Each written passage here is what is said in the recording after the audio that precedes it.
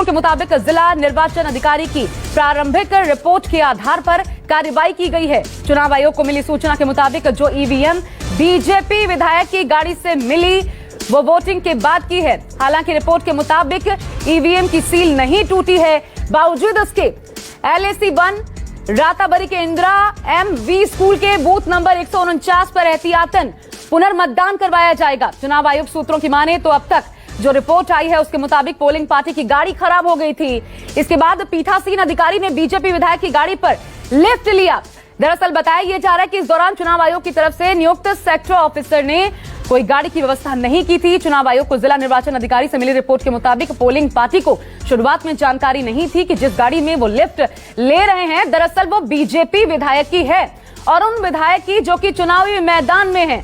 दरअसल असम के पाथरकंडी विधानसभा क्षेत्र में सफेद रंग की एक बोलेरो कार में ईवीएम मिलने के बाद यह हड़कंप मचा हुआ है। वीडियो भी वायरल हो रहा है। असम के एक पत्रकार ने दावा किया कि कार पाथरकंडी सीट के विधायक कृष्णेंदु पॉल की है।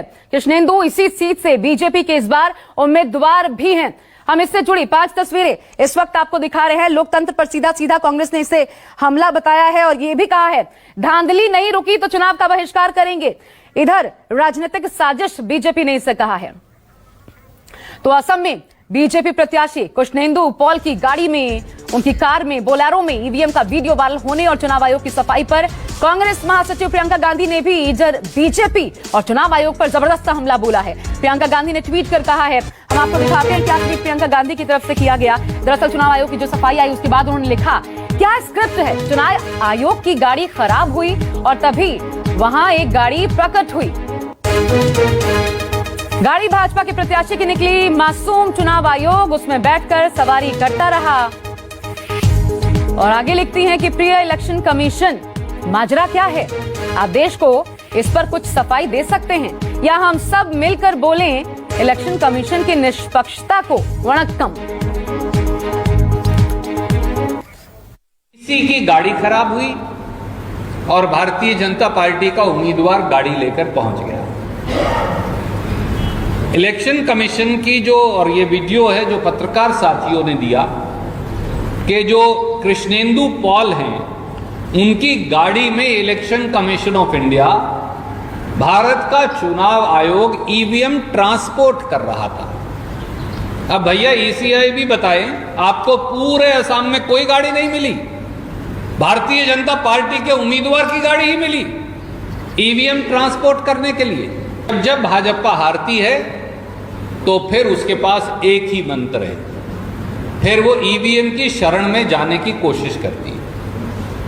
हर बार जब भारतीय जनता पार्टी हारेगी तो वो ईवीएम देवता की शरण में जाने की कोशिश करेगी। इस बार ईवीएम ने भी उसे नकार दिया है लगता है। तो तीखे सवाल उठाए गए, गंभीर आरोप लगाए गए कांग्रेस की तरफ से। इधर कांग्रेस नेता राहुल गांधी ने भी असम ईवीएम केस में बीजेपी पर करारा हमला बोला है। राहुल गांधी ने भी ट्वीट किया है, उनका भी ट्वीट हम आपको दिखाते हैं। देखिए क्या लिखा, 3 लाइनों का ये ट्वीट जिसमें लिखा, ईसी की गाड़ी खराब, भाजपा की नीयत खराब और लोकतंत्र की हालत खराब।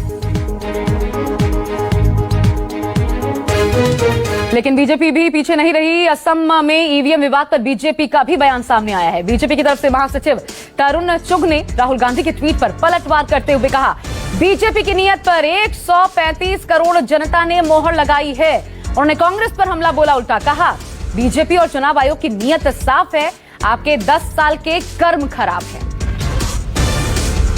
हमारे बीजेपी के राष्ट्रीय महासचिव तरुण चुग जी, राहुल गांधी ने अभी ट्वीट किया है, कहा है कि ईसी की गाड़ी खराब, बीजेपी की नीयत खराब, लोकतंत्र की हालत खराब। ऐसा है कि भाजपा की नीयत और नीति जिस पर देश की 135 करोड़ जनता ने मोहर लगाकर एक गरीब माँ के बेटे को, एक चाय बेचने वाले व्यक्ति को देश का प्रधानमंत्री बनाया, जिसने देश के गरीबों के लिए काम किया।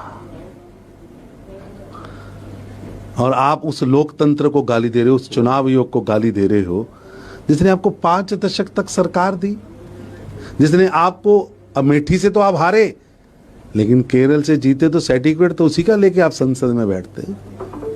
राजस्थान में सरकार आए तो चुनाव आयोग और लोकतंत्र ठीक, पंजाब में सरकार आए तो लोकतंत्र और चुनाव आयोग ठीक। आप अमेठी हार जाओ तो गलत, केरल जीत जाओ तो ठीक। ये कैसी सोच है भाई साहब? ना भाजपा की नीति खराब है, ना लोकतंत्र खराब है, ना चुनाव आयोग खराब है, आपके 10 साल के कर्म खराब हैं। 2004 से 2014 देश के खजाने को किसने लूटा? किसने कोयला घोटाला किया? किसने 2G स्कैम किया? किसने कॉमनवेल्थ घोटाला किया? आपके कर्म खराब हैं, उन कर्मों के कारण आपका भाग्य खराब है। तो बीजेपी भले यहां पर उल्टा राजनीतिक साजिश की बात कहे या फिर कर्म खराब है ये कहे, लेकिन नुकसान बड़ा हुआ है। इलेक्शन कमीशन को इस पर सफाई भी देनी पड़ी है। मेरे साथ मेरे दो सहयोगी इस वक्त आप देख सकते हैं जुड़ गए हैं। मनीष कुमार, इलेक्शन कमीशन क्या कह रहा है इसके बाद इस पर बात करने के लिए, और रमन कुमार कांग्रेस की तरफ से हमें बताएंगे क्या अपटेक है पार्टी का। रमन, सबसे पहले आप ही के पास आते हुए, इलेक्शन कमीशन की सफाई क्या रास आई है कांग्रेस को? अब इस सफाई के बाद क्या कहना है कांग्रेस का? देखिए, चुनाव आयोग की सफाई के बाद या उससे पहले, सफाई से पहले जिस तरीके से कांग्रेस के बड़े नेताओं ने एक एक करके इस पूरे मामले को सामने रखा, ट्वीट के जरिए बताने की कोशिश की कि आखिरकार ये इत्तेफाक कैसे हो सकता है कि बीजेपी का प्रत्याशी की गाड़ी ही मिली चुनाव आयोग के कर्मचारियों को कि ईवीएम को कहीं शिफ्ट करना है। क्योंकि अगर कोई प्रत्याशी है, बीजेपी का प्रत्याशी है, तो चुनाव के दौरान, कल चुनाव था, उस दौरान उनकी गाड़ियों पे झंडे लगे होते हैं, बैनर लगे होते हैं, और उस कर्मचारी को ये मालूम नहीं चला कि ये बीजेपी के प्रत्याशी की गाड़ी है। आगे जाकर जब उनको रोका गया, भीड़ ने रोका, तब जाके उन्होंने पूछा और कहा कि ये बीजेपी प्रत्याशी की गाड़ी थी, उन्हें पता नहीं था। चुनाव आयोग के इस जवाब के बाद भी चुनाव आयोग को कार्रवाई क्यों करनी पड़ी? क्योंकि चुनाव आयोग को पता चला, एहसास हुआ कि उन्होंने गलती की है, और इसीलिए फौरन कई अधिकारियों को उन्होंने सस्पेंड किया। और जिस बूथ पे ये घटना सामने आई, जिस बूथ के बारे में ये सामने आई, उस बूथ पर फिर से चुनाव कराने की बात चुनाव आयोग ने कही है। थोड़ा सा आपको रोकते हुए मैं आपसे पूछना चाहती हूँ रमन, ये आम लोगों को पता कैसे चला, जरा ये भी बताइए। क्योंकि वहां से तो गाड़ी निकल गई थी, जहां के खराब होने की हवाला दिया जा रहा है, यहाँ खराब हुई, फिर दूसरी गाड़ी में सवार हो गए, उसके बाद आम लोगों की नजर में आई कैसे ये बात? देखिए, अमूमन चाहे आसाम की बात करें या पश्चिम बंगाल की बात करें या तमिलनाडु की बात करें, जो भी बीजेपी के खिलाफ चुनाव लड़ रहे राजनीतिक दल होते हैं, उनके प्रत्याशियों को यह समझाया जाता है, उनको बताया जाता है कि चुनाव आयोग का जो ईवीएम है, चुनाव के बाद वो सुरक्षित अपनी जगह पर पहुंच जाए, इस बात को ध्यान में रखकर चलना है, नहीं तो उसका पीछा करना है। क्योंकि आपने देखा कि पत्रकारों के जरिए, पत्रकार ने ट्वीट किया और इस ट्वीट के बाद ही हंगामा मच गया कि किस तरीके से बीजेपी के एक प्रत्याशी की गाड़ी में ईवीएम को इस जगह से दूसरी जगह लाने की प्रक्रिया शुरू की चुनाव आयोग ने। ठीक है, आप बने रहिए रमन हमारे साथ। लेकिन मनीष, अब एक बूथ संख्या 149 जिस पर फिर से चुनाव करवाएंगे, 4 अधिकारी हटा दिए गए, लेकिन इससे बात बन जाएगी क्या, या बात आगे निकल चुकी है? क्योंकि कांग्रेस की तरफ से कह दिया गया है धांधली नहीं रुकी तो चुनाव का बहिष्कार, और एक बूथ से कैसे आश्वस्त हुआ जा सकता है कि बाकी जगह पर कुछ नहीं हुआ होगा? क्योंकि सवाल तो ये उठना लाजमी है अब।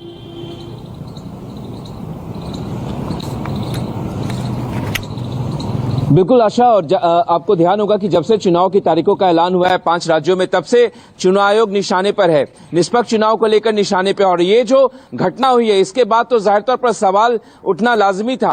क्योंकि देखिए, जिस तरीके से ईवीएम मशीन को ले जाया जा रहा था, वहां पे बीजेपी के प्रत्याशी के पत्नी के नाम पर जो गाड़ी थी, वो गाड़ी वहां पहुंच जाती है उसके, और पोलिंग जो प्रिजाइडिंग ऑफिसर थे जिनको सस्पेंड किया गया, उसके साथ 3 जो पोल कर्मचारी थे उनको भी सस्पेंड किया गया। क्या उनको ये पता नहीं चला कि ये बीजेपी के प्रत्याशी की गाड़ी है?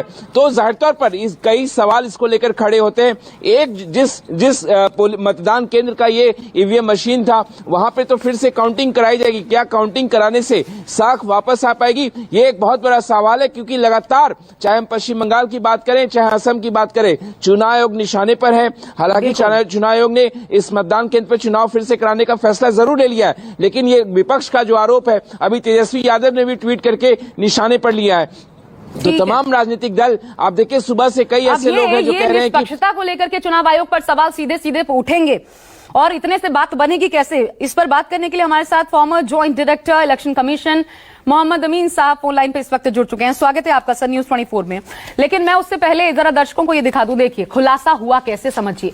एफिडेविट है, ये पूरा हलफनामा जो चुनाव आयोग में हर प्रत्याशी दाखिल करता है, अपनी संपत्ति का ब्यौरा देता है, दरअसल इसी से खुलासा हुआ। क्योंकि स्पाउस जो है, पत्नी, उनके नेम में मधुमिता पॉल का नाम है, कृष्णेंदु पॉल बीजेपी के प्रत्याशी। और फिर पता चलता है, अगले पन्ने में ये पता चलता है कि बोलेरो, ये गाड़ी बोलेरो, और नंबर क्या है इस गाड़ी का मैं आपको बताऊं, AS10B0022, ये 9/6/2016 की रजिस्टर्ड कार है। इसी से पता चला बोलेरो कि ये तो कृष्णेंदु पॉल की ही है, इसी में ईवीएम है और इसी में चुनाव आयोग के अधिकारी सवार हो गए ईवीएम लेकर के। लेकिन सर, मेरा बहुत सीधा और स्पष्ट सवाल, ये वाकई में चुनाव आयोग इतना बेचारा है या फिर चुनाव आयोग को पता ही नहीं चला कि क्या करना है रास्ते में? एक तो पूरा प्रोटोकॉल होता है ना, अगर आप जहां चुनाव हुआ वहां से ईवीएम उठाते हैं, स्ट्रांग रूम तक जाने का एक पूरी लाइन प्रक्रिया होती है, जरा वो भी बताइए। और ये भी बताइए कि आखिर ये धांधली कैसे, इसे धांधली ना कहें तो क्या कहें?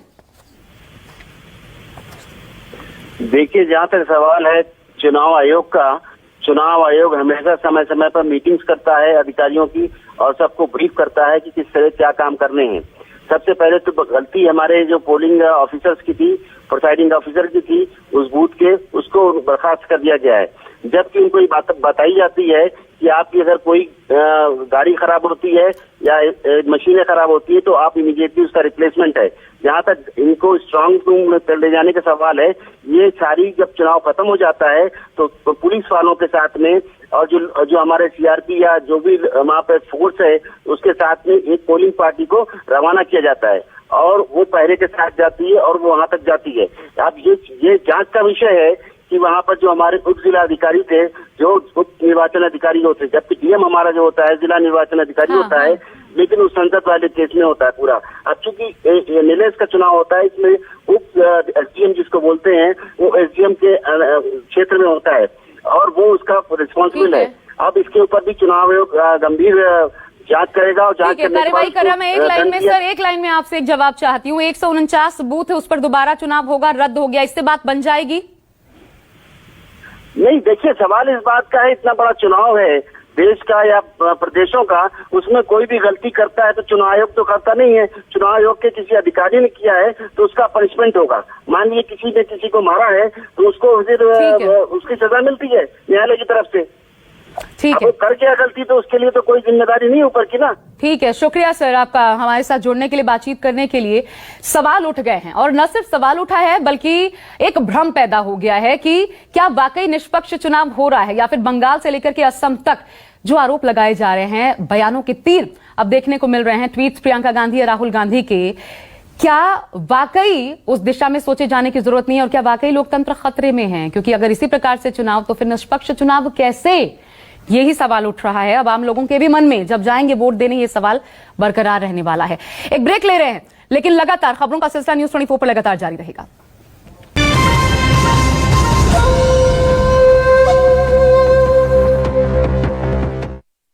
टेंशन मत लो दिल पे, भी दिखे तो करो बिंदास दिल पे, इधर उधर जाने की जरूरत ही नहीं, भी दिखे जहाँ करो पेमेंट हो वहीं, बैंक की हो वेबसाइट या नुक्कड़ की दुकान या पेमेंट का ऐप हो लो इसको पहचान। टेंशन मत लो।